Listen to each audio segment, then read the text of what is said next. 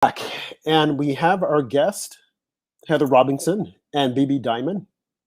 And we're just pretty much talking about hot topics, things that are taking place in this great country of ours. We know that Joe Biden just recently attended I think it's the G7 meeting of the top nations. Don't know what he's going to talk about, but whatever it is, of course, the media is going to say, oh, it was fantastic. Wasn't he great? Wasn't he the best thing? And what is Joe saying? He's well, pretty much repeating what Trump said. We're back. Back from where? Where did we go? I think you want to say that we're lost because now these countries will be able to step all over us, especially Russia. He just gave Russia permission to build a pipeline to Germany with oil. He shut down our Keystone pipeline. Can you imagine? He shut that down. The media said, oh, don't fear. It's okay. Gas prices went up, but there's nothing to see here. So Russia's going to make a killing off of Germany. Why is it that Germany couldn't get the oil from us? What's wrong with Angela Merkel? She hates Americans? I mean, people have got to stop, think, and start dissecting this stuff. Joe Biden has set us back so far behind all these other countries. We're now a doormat. We've been a doormat for China. They're laughing at us. They gave us a biological warfare coronavirus. Shut down Fauci and told Fauci, hey, don't you tell them that it didn't come out of the lab. You tell them that it came from some wet market. Lo and behold, like clockwork, that's what the media said. Only now they've got to come out and say, maybe Trump was right. Look at our sports. John Cena coming out, speaking some type of gibberish Chinese, saying that he wanted to apologize for recognizing Taiwan. And let's look at Taiwan. China wants to go in and usurp Taiwan, wants to take over Taiwan, actually. They say that's part of China. And what is Joe going to do? Well, he'll probably just roll over. Look, when Putin went in Crimea, Obama just rolled over. So Joe will do the same thing. The media will say, nothing to see here. But when Trump was in office, they wanted Trump to fight Putin. Oh, we want a war. Warmongers. It's only a matter of time before North Korea pops its little head out and start pushing Joe around. And then our Secretary of State, Blinken, who the heck is he? Weak players. Weak all the way around. The world is laughing at us. We are the laughing stock. I'm just waiting for Joe to fall on the stairs, have him do another triple fall like a triple axel in skating. That people, we're so proud to have him there. Have him where? The guy probably doesn't even know where he's going. But yet and still, he's President Biden. He's a man that's going to put us back on the map. I don't think so. He's a man that's going to put us deeper and deeper in debt. And we just go right along with it when we're supposed to, because we can't say anything about it. Because if we do, our voices are silenced. So CNN and MSNBC, although their ratings are in the tank, no one's watching them, they still manage to get out there with all their negativity and say, oh, well, guess what? Joe's doing good. And for some reason, they just can't keep Trump out of their mouths. Little by little, all the lies that they told he was in office are being dispelled. The truth is finally coming out. The truth about the walk with the Bible. Oh, Trump got rid of all of the protesters so that he could walk up to the church, St. John's Church, with the Bible. You even had Republicans saying it. General Miley, that knucklehead, he came out. Oh, I wasn't supposed to participate in that. Trump should have fired him right on the spot. All of the truth is coming out now, just like the truth of January 6th, just like the truth with Russia collusion. It's all coming out. We need to regain the Senate and the House in 2022. It's not going to be easy. Don't think it's a cakewalk, because it's not. The Democrats will cheat again. We need to retake back the presidency in 2024 by any means necessary. We need to go out and vote and vote and vote. We need to come back in a mighty strong way. And I've said this before, and this might be controversial, but I believe this with all my heart. If we're able to take back the Senate and the House with the right people, people that love the country and not rhinos, and then take back the presidency, we should put forth a mean, lean, true, heartfelt American team that's going to go after all of these criminals, from the media all the way to people in the House. March them out front and charge them all. No, we're not going after our political enemies. We're going against the enemy of the United States of America. What do my panel say? You don't have to agree with me, but I feel extremely strong about this because these people, that's the insurrection fighting against America. And the only way it will stop and never happen again is if these people are investigated and charged. PencilNet, California, Adam Schiff, Nancy Pelosi, and so many others. Eric Swalwell, why is he still there? You know that he colluded with the Chinese Communist Party. We need an attorney general who will go after them ruthlessly. And they need to pay for the crimes against this great country. Insurrection, treasonous. Now, what do you say? Well, I agree. I mean, I don't know about charging journalists with a crime against this country, although the media has been reckless, very harmful and detrimental. But you're absolutely right. I think the silver lining in all of this is that the American people are waking up to the craziness of the Democrats. There was a big win. I think it was McAllen, Texas, in a town that's 85% Hispanic. They voted for a Republican mayoral candidate who won, who's also Hispanic. So I think the tide is turning toward the Republicans. And I have to also say another ray of hope is Joe Manchin, a Democrat from West Virginia, who will not agree with the bill put forth by the Democrats on the voting bill or something like that. So there are rays of hope out there. But these are people, the media, the Democrats, they're basically one and the same. They have twisted and perverted our Constitution, or they've ignored it, how this country was founded. They hate the fact that it was founded on Judeo-Christian values. And that's why they want illegal immigrants who have no knowledge of this country to come in, because they know that's a voting block for Democrats. One of the things that my mother and I want to do is educate. You know, the Bible says, my people perish for lack of knowledge in Hosea. We need to educate, particularly in urban America, what this country is about, because Democrats prey on our ignorance. They want us to be ignorant so they can twist and pervert how this country was really founded. So I think you're right. In 2022 and 2024, Republicans are coming back strong.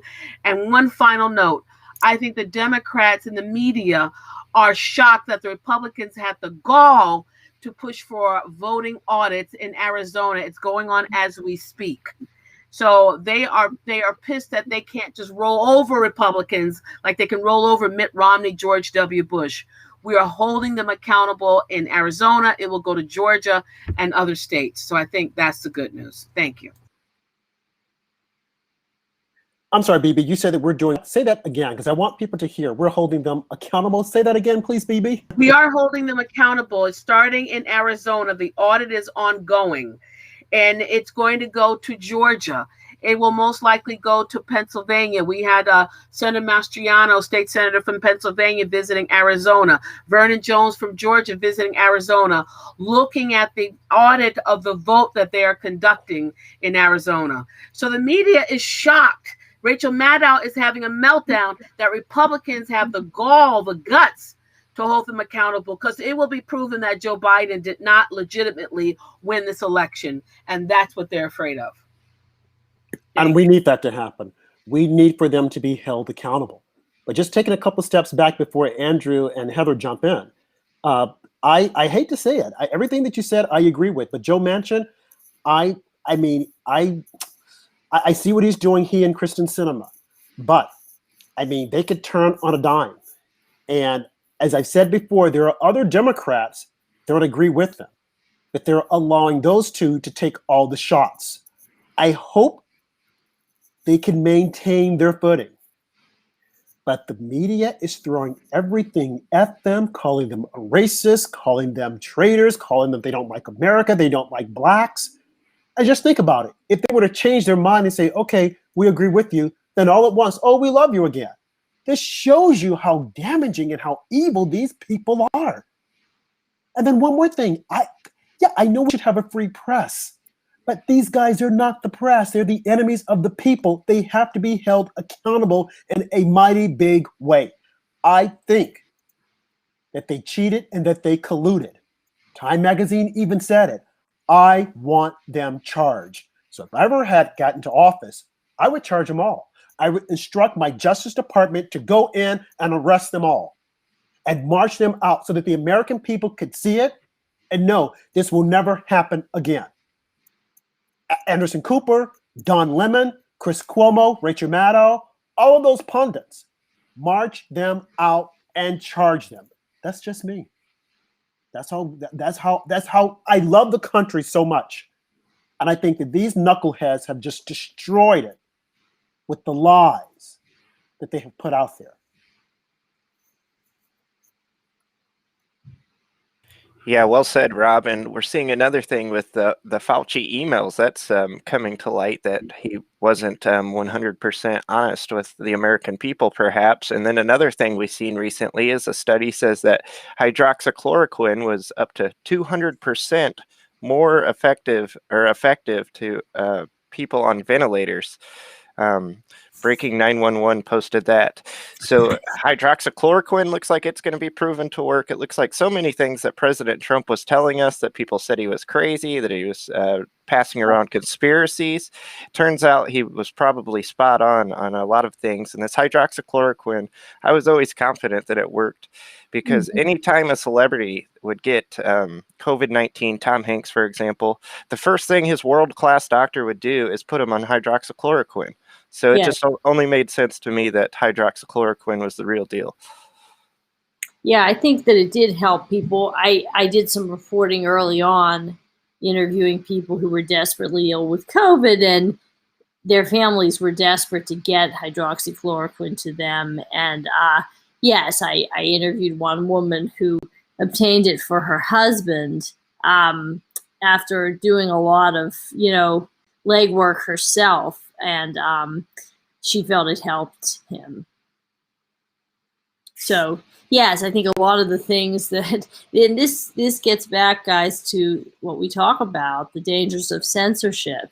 In addition to being wrong in principle, censorship does not yield, it does not tend to be conducive to unearthing truth. I mean, so how many of these things, which were evolving in this situation, were blocked from social media? We were told, I mean, personally, I think with the masks situation, I think the truth was somewhere in between, but that's the thing. It's like, if you, what the big tech companies label as fact check lies, I mean, it's not even 6 months later, and some of those things turned out to be true.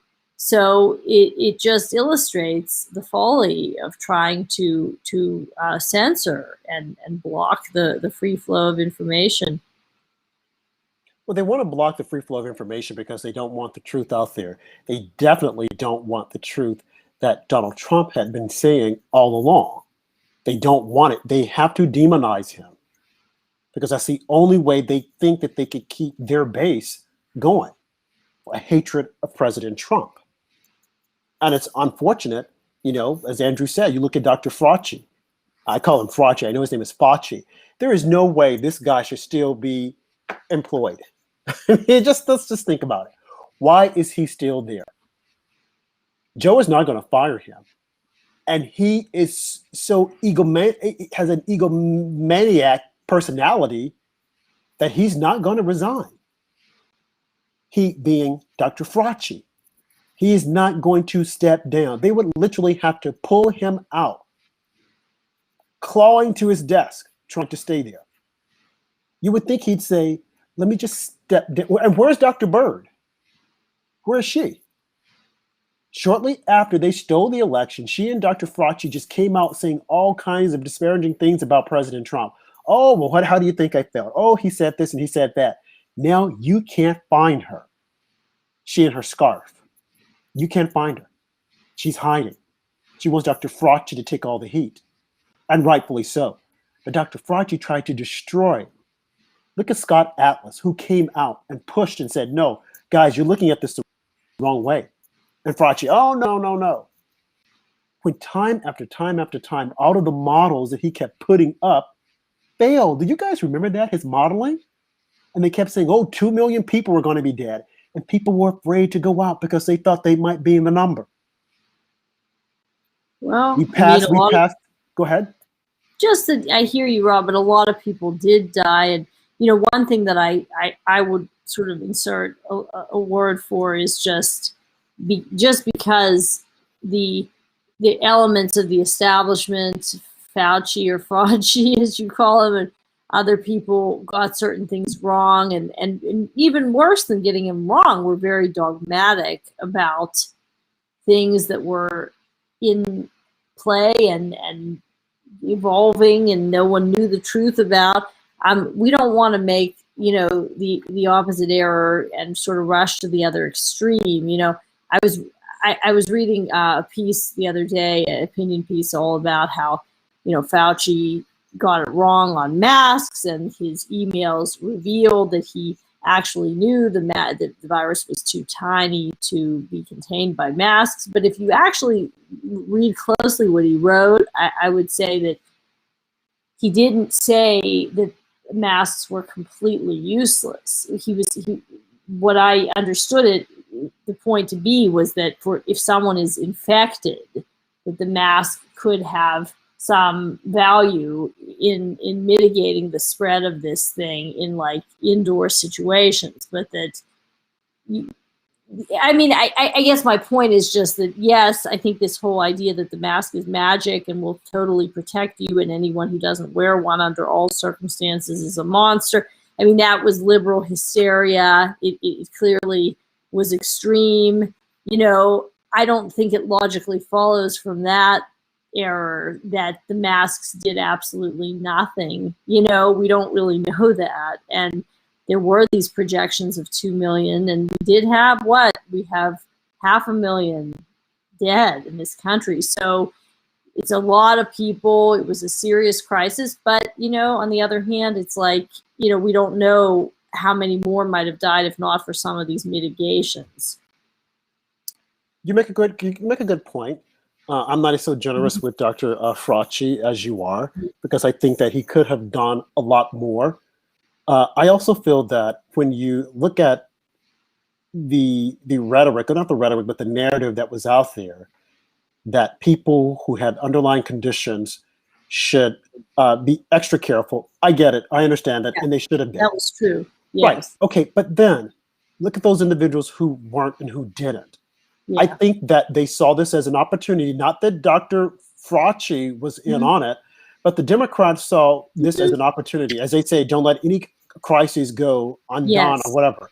They saw it as an opportunity to push in their agenda. And it was the perfect storm for them. Look at the crime. Yeah.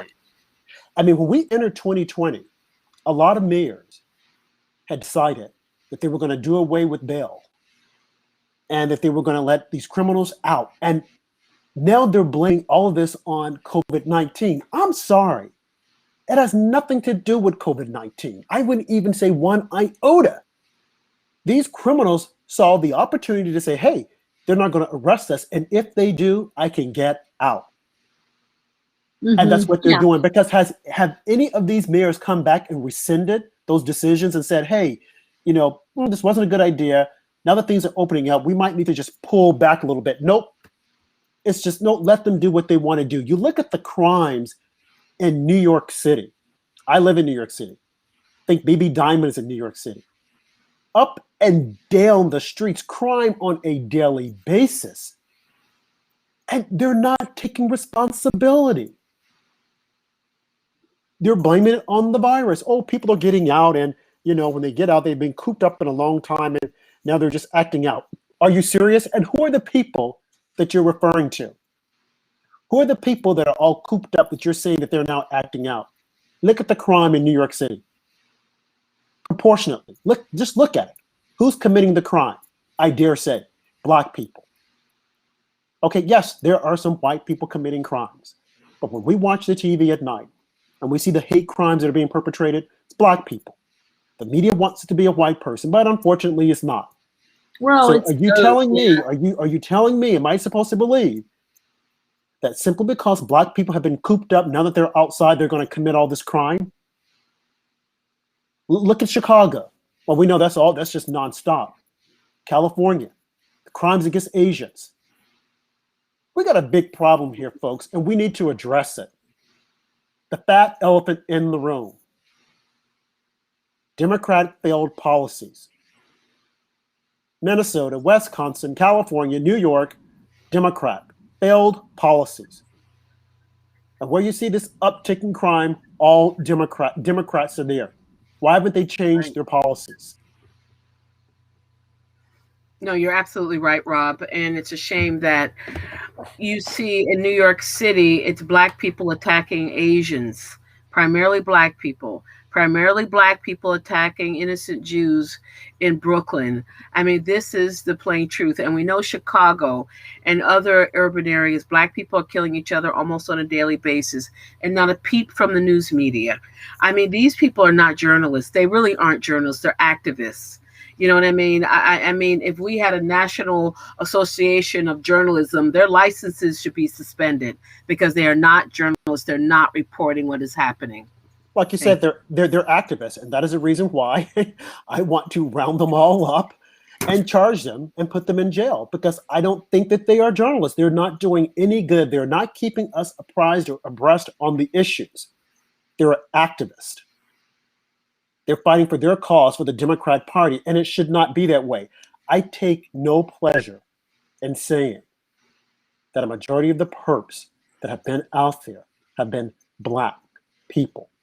Yes, there are white people that are committing crimes, but when they started with the premises that there's violence against Asians, simply because a man went on a rampage at a salon, and started shooting people, and it happens to be an Asian establishment, that white people are attacking Asians.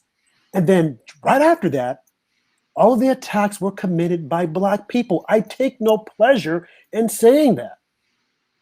But we have to identify the problem in order to correct it. And it's really unfortunate that a lot of the Black politicians don't want to admit it.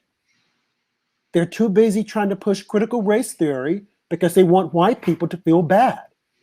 And you have a lot of white liberals that are out there that are clueless, and they're thinking, okay, I'm going to feel bad because this is going to make them feel better. Okay, if you want to change things, and I say this to the white liberals and their critical race theory, since you've been made to believe that you are so bad and you want to correct the wrongs, why don't you give all that you have to Black people? Just switch spots with them. Just say, hey, you can get all my money.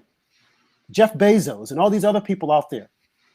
They won't do it because what they're doing is just lip service. They want you to think that they're concerned. That's just like telling rich people, we need to raise your taxes. And then you have the Warren Buffett saying, oh yeah, raise my taxes because I pay more than my secretary. Bill Clinton raised my taxes. You know why they say that? Because they know that it will never happen. That if we were to try to raise their taxes, they would get all their lobbyists out there to push back. So for now, they're saying, oh, raise my taxes because I pay more. And it's the same way they're saying, white people are bad. Yes, we're bad. Now, the adults will say it, and they're okay with that. But their children and their grandchildren, this is child abuse. Look at the root cause of the problem. Like I said, I hate admitting that a lot of these crimes are being committed by Black people. But we have to speak truth to power. Yeah. How many decades has black crime been so high in Democrat areas? How long have black babies been getting murdered by the millions? Black lives only matter when they're killed by a police officer to the left and to the media, which is really sad.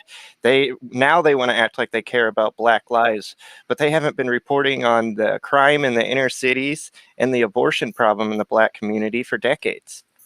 And they won't, because they're hoping that people aren't paying attention.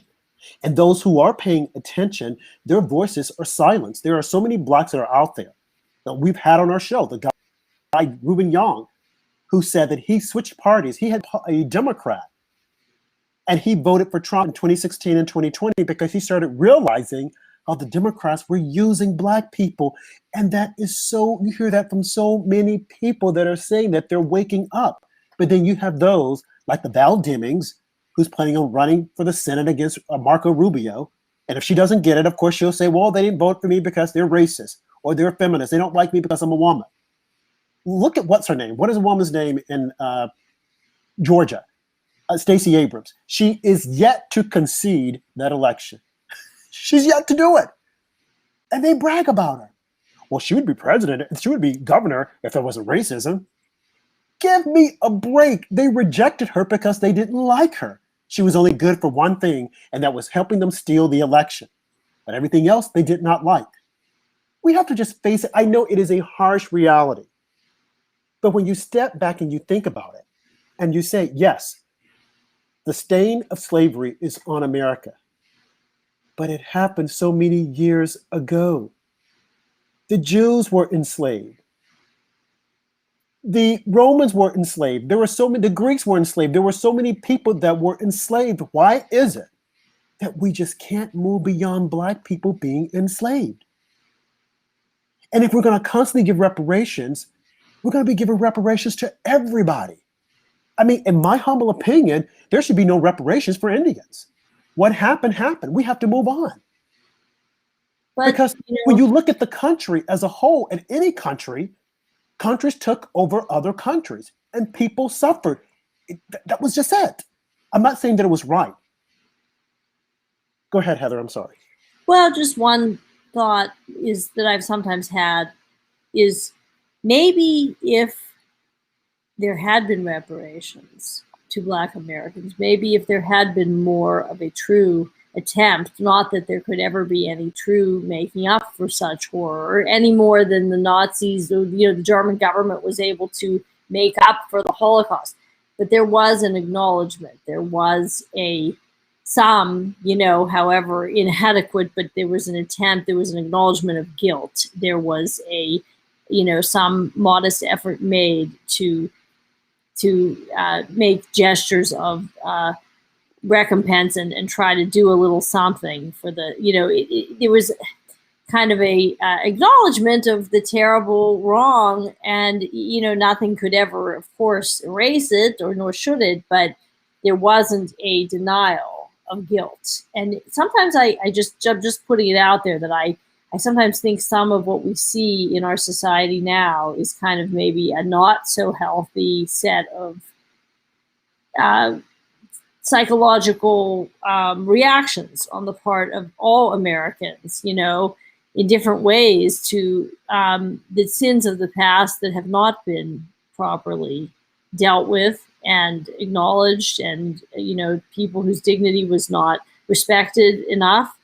And maybe now, there's this kind of wound that has never healed, and maybe that's part of what the Democrats play on. And it's actually not healthy, and can be very, very harmful. And I, it's just sort of a psychological theory, I guess, that I have, that some of what goes on, whether it's critical race theory or what have you, is kind of an attempt to expiate guilt that wasn't really, there was no not enough formal acknowledgement of, maybe, and a kind of a collective decision to move forward from.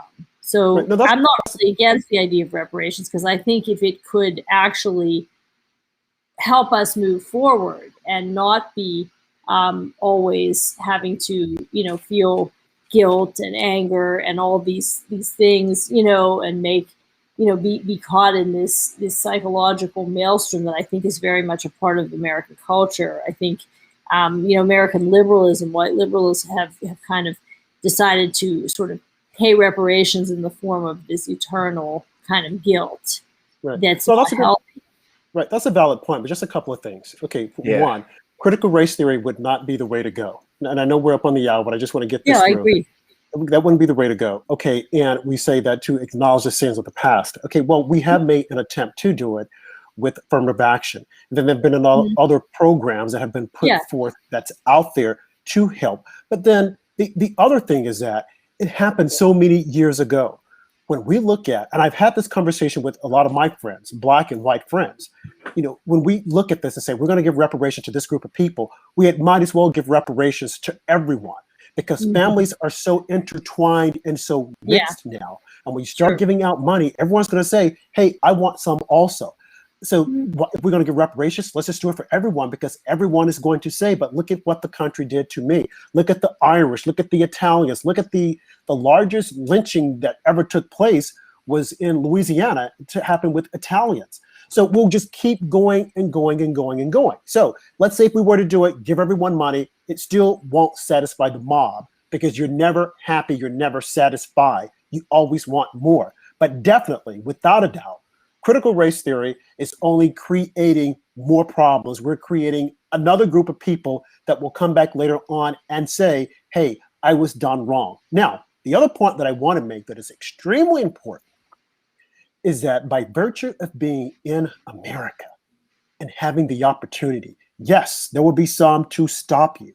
But when you look out there and you look at what blacks have gone through and the blacks that have made it against all the odds, and they're able to stand up as a testimony and say, this is what I've done. There are a lot of blacks that are out there that are offended to think that the government feels that we've got to give to you. And again, we have the white man giving to the black man because the black man can't do it himself. But you look at those black individuals that have managed to do it against all the odds, not in this century, but way back when, after slavery.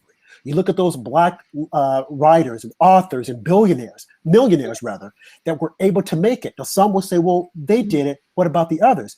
Well, you look at the black athletes. Some will say, well, but they're athletes, but that's a talent that they have.